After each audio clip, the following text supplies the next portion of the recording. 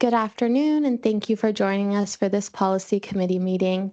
I'm Fatima Mirza, and I'm the program case manager for the Medical Commission. This meeting is being recorded. The documents which will be discussed here today are available on the policy meeting page on our website, which is wmc.washington.gov.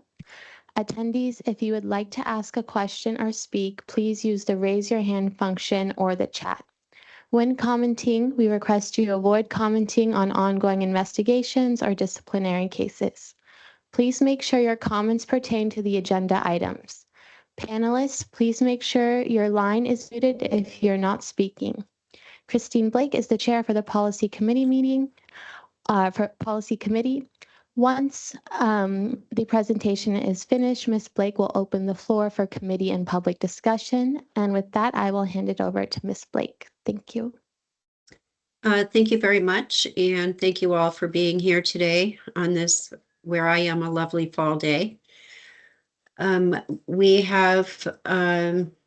will also be asking Ms. Katitiju, who's our policy manager, to jump in about what the changes that we have on these policies and some of our documents. The first one on our agenda is a guidance document on practitioner health, and it's a scheduled 4-year review. And we do have a comment from Kenneth Partlow that for this particular guidance document, Ms. Khadijah, if you want to go ahead and speak to this. Okay. Good afternoon, everyone. Thank you, Ms. Blake. So, as Ms. Blake mentioned, it is a guidance document on practitioner health. Is due for the 4-year review. And we made some changes in terms of we had a lot of repetition of physician assistants, and certified anesthesiologist assistants. So we changed those to just generally refer to them as practitioners. So those are the changes that we made. And we also kind of specify what does the ABMS mean, what they stand for, just for people to understand what these are about. And also we received a comment from Dr. Padlow, but we did not have no written comment or verbal comment during our interested parties meeting on this document. So if you have any feedback in terms of the language, you can go ahead. What was the comment that we got today or recently? It's, I think that Amelia brought it up. Yeah, that was this one. It was an email comment, yeah. It would appear that to complete the recommended health exam, a surgeon would need to see a family doctor, a psychologist, an optometrist, and a manual dexterity expert. How do you weigh the various inputs to conclude acceptable provider health?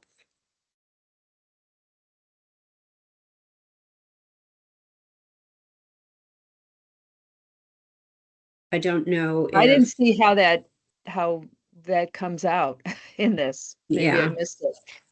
I mean, that seems, it just says you have a health evaluation every year. What is it? Do you see your primary care? Right? I mean, I don't know. Exactly. And you don't have to do it anyway. It's just a guidance. Right. I think that would be guided by your primary care. Yeah. Thank you, Ms. Blake. So just to provide some context here, the guideline does talk about assessing these things, but it's more trying to get physicians just practitioners in general, to pay attention and set a baseline for their understanding of what their health is at that particular time. And so it's just providing a recommendation of cadence. It's not every year, it's actually every 10 years up until a certain age.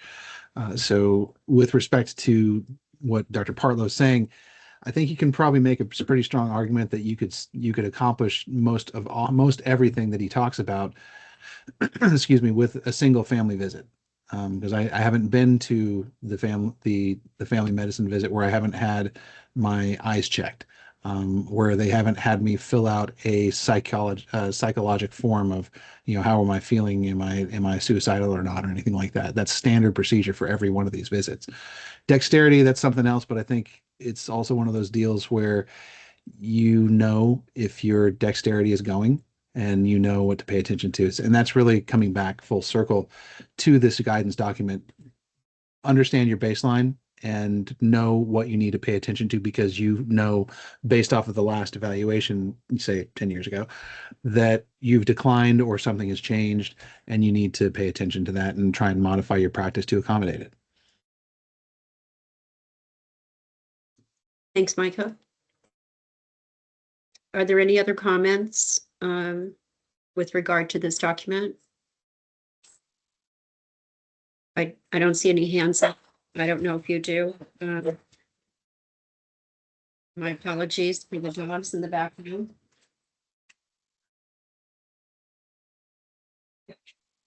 I have my grandson here, just, just so everyone knows. So there might, probably a couple little noisy moments here. Were there any other people with hands up that you could see, Amelia, with any other No. comments? No, I'm not seeing any other hands or comments. Okay. May I, and none other from the commissioners. So seeing none or hearing none, and I ask for approval of this document as noted with the changes as seen. I move to approve it. Second. All in favor? Aye. Aye. Thank you. Our next guidance document is another 4-year review process, and it is reentry to practice with comments that from Dr. Bundy that were embedded in this document.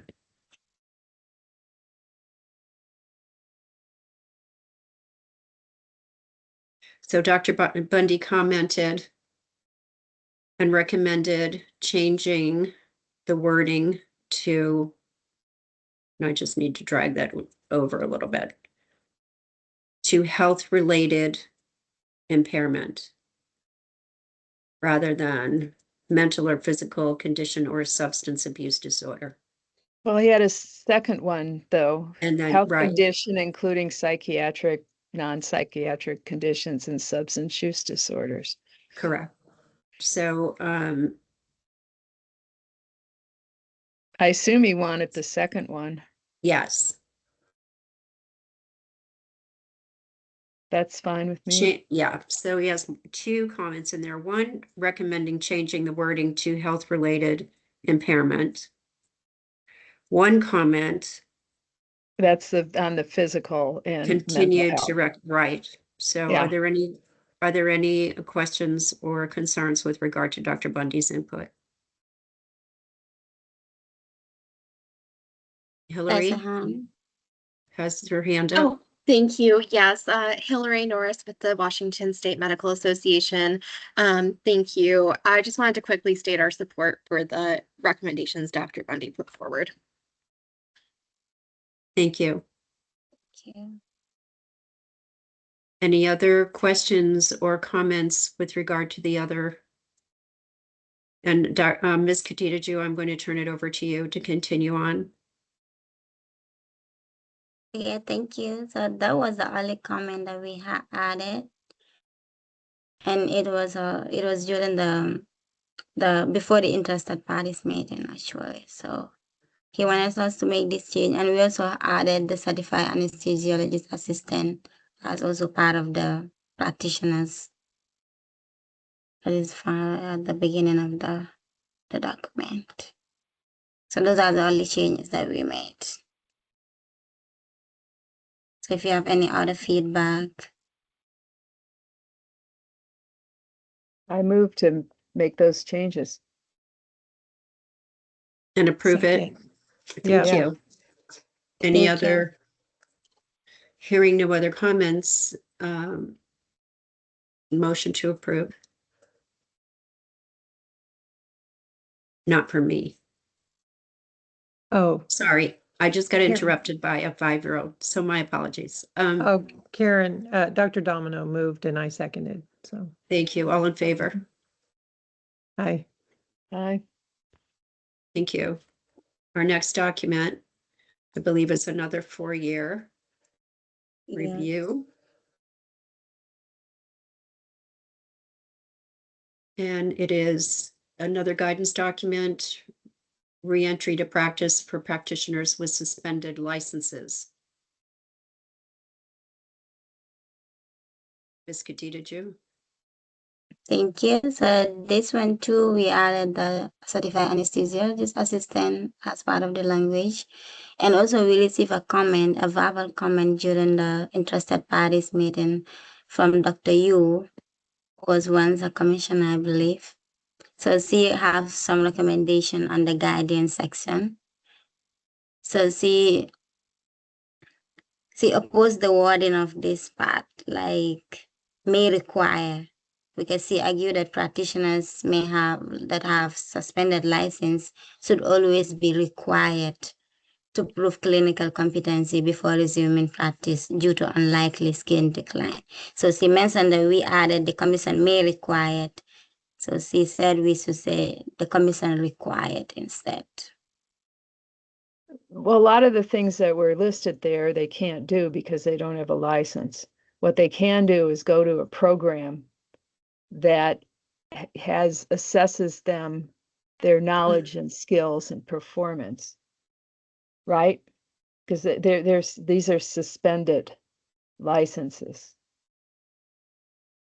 So I don't think they can do that. So I thought just maybe the self-assessment is part of that program, because you want someone to have self-knowledge about their limitations, right?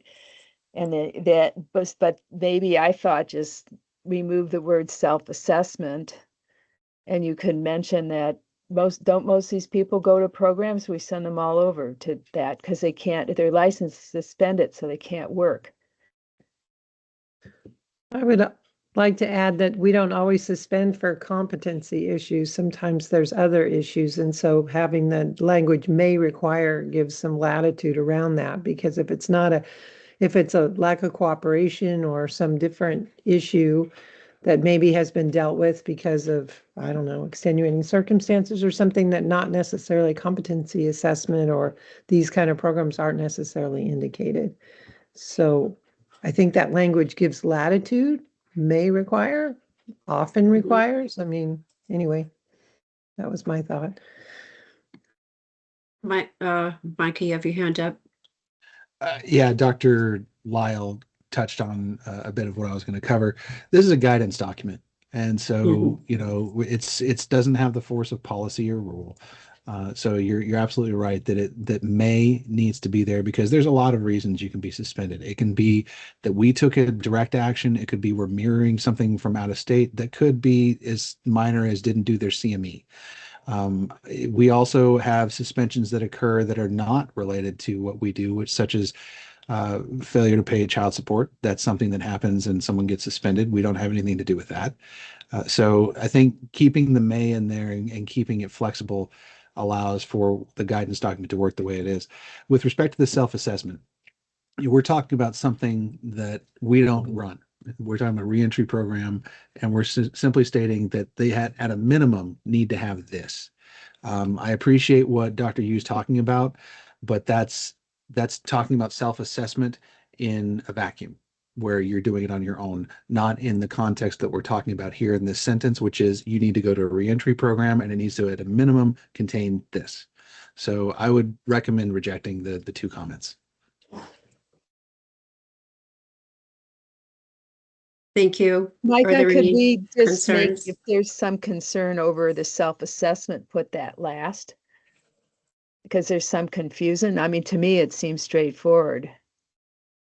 But I mean, it's part of those programs, which is important. Well, I mean, if you look at, and Dr. Domino, I think you're probably more of an expert at this than I am, but when you're talking about adult learning, specifically in CME design, you self-assess at the beginning, you do your course, and then you assess at the end. And so that's just a general part of it. And so that's the way I read that sentence, is that it complies with the basic standards of adult learning. Yeah, well, I had no issue with the sentence. I was just thinking if it was unclear, although I thought it was, because it said reentry programs. Yeah. you know.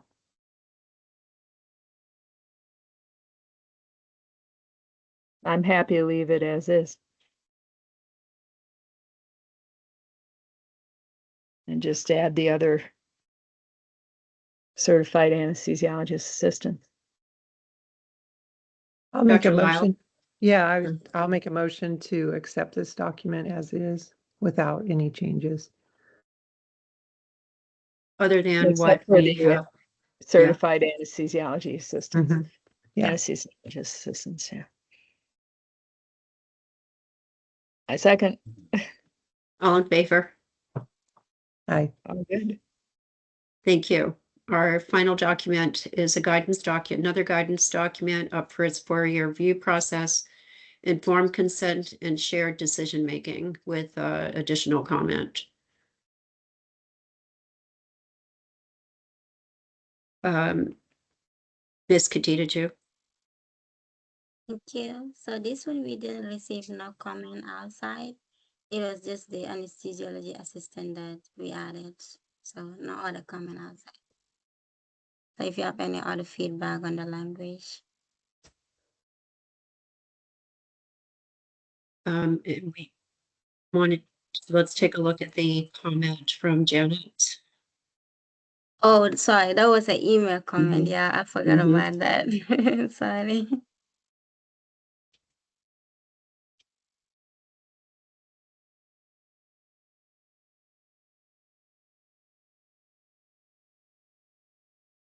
Can you see it? I see what, I was just reading it because I printed it Okay. out. Okay. I don't think, first of all, we can't really make it mandatory. Mhm. And second of all, and I mean, I'm not sure that using whatever it is, something the more emphasis being placed on the positive aspects using a patient signed consent form. I mean, I assume that's someone else had signed the consent form, then they're showing it to a patient. Or maybe they mean more discussion of the consent form than just signing it, which is obviously what we want people to do. So I felt it's fine just to leave it with the minor changes. Okay, are you making that a motion, Dr. Domino? I am, if no one has any other discussion. I wasn't exactly sure what was meant. I didn't quite understand the comment. Are they saying that shared decision making, sometimes we'll discuss that in a plan, shared decision making on this topic, blah, blah, blah,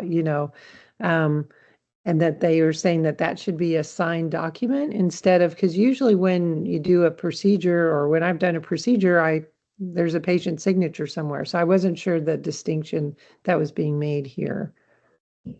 Am I not understanding something?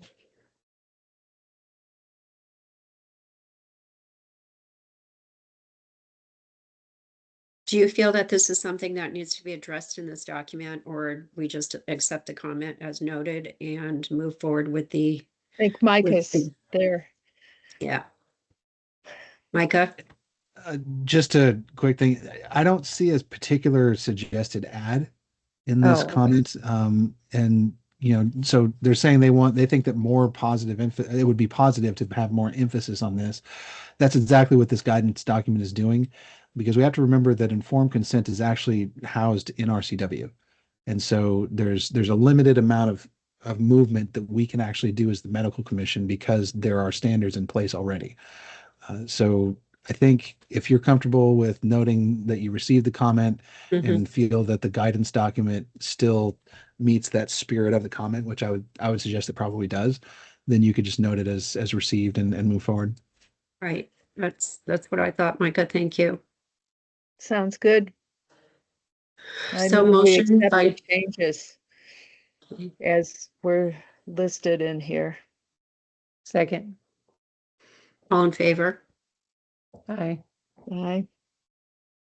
I believe that's our final document for this meeting? Or is there anything else that we need to address, Amelia or Micah? I'll defer that- to Amelia, Fatima, and Khadija too. Okay. Yeah, nothing further from here. Khadija too, do you have anything you'd like to say? No, nothing else. That's all we have. Thank you. Okay, then I thank you all for your participation today, and this meeting is adjourned. Thank you. Thank you all. Thank you.